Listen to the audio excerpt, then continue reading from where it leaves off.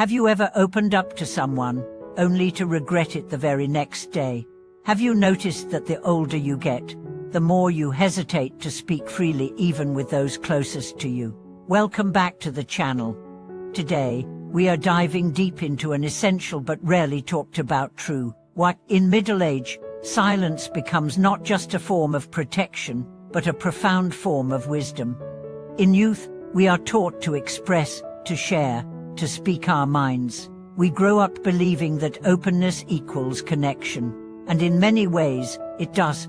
But as we grow older, something changes. We begin to notice that not every truth needs to be told, not every feeling deserves an audience, and not every listener has earned our vulnerability. There is a survival law that starts to govern our speech, the law of silence. Not the silence of suppression, but the silence of discernment. Let's begin with the story of a man named Jacob. In his 20s, Jacob was a firebrand, passionate, outspoken, eager to engage with anyone on any topic. He believed honesty was a virtue and transparency a moral obligation. At work, he shared every frustration. With friends, he poured out every relationship detail. In family gatherings, he spoke truth even when it hurt. But by the time he entered his 40s, something had shifted. One too many betrayers, one too many moments of being misunderstood, one too many experiences of seeing his honesty twisted, used, or dismissed. He didn't become bitter. He became wise. He learned that just because you can speak doesn't mean you should. Just because someone asks doesn't mean they care. Just because you feel something doesn't mean it needs to be announced. This is what the wise understand, and in middle age, the cost of misplaced words is too high. You no longer have the emotional bandwidth to recover from every misjudged conversation. You no longer have the illusion that people always listen with pure intent.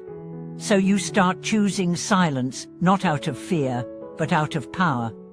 You stop arguing with people who are committed to misunderstanding you. You stop explaining yourself to those who only want to hear their own opinions echoed back. You stop confessing your struggles to those who see your vulnerability as weakness. And in this restraint, you gain something extraordinary: freedom. There's a woman named Sonia. In her 30s, she went through a painful divorce. During that time, she leaned heavily on her friend group, sharing every detail of her emotional turmoil. At first, she felt supported. But over time, she noticed a shift. People began to distance themselves. Her pain became gossip, her story entertainment. She realized something painful but freeing: most people don't want depth, they want drama. So in her 40s, Sonia became quiet.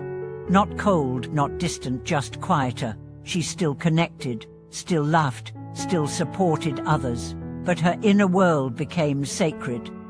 She reserved her stories for the select few who had earned access to her heart. And that decision changed everything. She stopped feeling drained after conversations. She stopped second-guessing her vulnerability. She began to trust herself more because she was no longer outsourcing her emotional life. This is what silence offers: self-trust. In middle age, you begin to recognize the difference between emotional intimacy and emotional leakage. You stop mistaking venting for healing. You realize that not every emotion needs an audience, that some wounds need solitude to heal. You also start to understand that language can be a weapon, that sometimes the most loving thing you can do for a relationship is to remain silent in moments of anger. That silence can de-escalate, while words spoken in pain can create scars that never fade. Silence becomes a pause that protects, a breath that clarifies, a shield that guards peace. And in a world obsessed with noise, where oversharing is normalized, where opinions fly faster than thoughts, silence becomes your rebellion. It is in silence that you observe rather than react. In silence, you listen not just to others, but to yourself. In silence, you discern what's real and what's noise. This shift towards silence is not loneliness. It is sovereignty. You stop needing to be understood by everyone. You stop craving validation. You stop performing for approval. You realize that your truth doesn't require an audience to be real. It only requires your own acknowledgement. And ironically, as you grow more silent, your words gain more power. Because when you do speak, people listen. When you share, it carries weight. When you open your heart, it is received with reverence. That's what middle age teaches, that your energy is currency, your attention, sacred, your voice, a gift not to be wasted. So you conserve it, you sharpen it, you use it with intention. You learn to speak less but say more. You learn to hold silence not as a void, but as a space of presence. You learn that sometimes the most honest response is no response. There's a monk who once said, "The tongue is soft, but it can break hearts. Use it wisely." And the wise too. They speak when it heals. They stay silent when it harms. They know when to share and when to retreat. Not out of manipulation, but mastery. So if you find yourself speaking less these days, don't apologize. You are evolving. If you no longer feel the need to post every thought, explain every decision, or correct every wrong, you are becoming strong. You are learning the law of silent survival.